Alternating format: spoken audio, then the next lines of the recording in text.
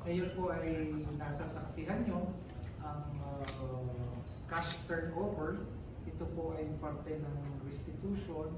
Narito po si Attorney Emil Hoven para po para katawanan ang kanyang kliyente na si Engineer Henry Alcantara para pangunahan ang pagka-turnover ng what appears to be 110 million pesos in cash.